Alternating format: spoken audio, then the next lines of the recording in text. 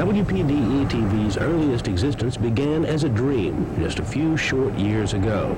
A small group of Florence residents wanted to bring something new in television to the Florence area, something different from anything that had ever been seen before. That initial nucleus eventually expanded into a group of some 14 stockholders, each of whom had enough faith in the dream to commit part of the massive amount of capital it takes in this day and age to build and equip a television station. One of their first steps was to hire a general manager, Jerry Condra, whose previous experience at putting television stations on the air has proved invaluable. Condra gathered together a staff of department heads from all over the country, beginning with Chief Engineer Gene Black from High Point, North Carolina. Black and Condra began the almost impossible task of selecting and ordering all the highly specialized technical equipment needed in a modern television operation. They began by selecting the former Florence Civic Auditorium as an existing structure almost ideal for locating a new station. Highly qualified department heads, like Operations Manager Dennis Grayson, continued to come on board. Meanwhile, Gene Black and the engineering crew proceeded to put the station together in the nuts and bolts sense, ordering each piece of equipment, receiving it in shipment, uncrating it, and finally wiring it all together.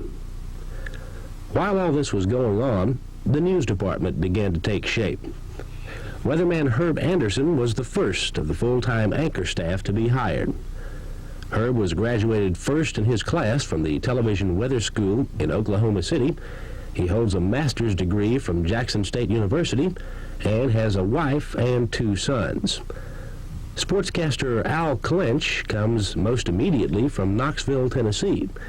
Al loves sports and must love lost causes, too, since he cheered all last season for the Kentucky Wildcats football team, his alma mater. Al's wife is named Ann. Anchorman John Natelli is a seasoned professional who comes to us from Portland, Maine, where he anchored weekend newscast and worked as a reporter.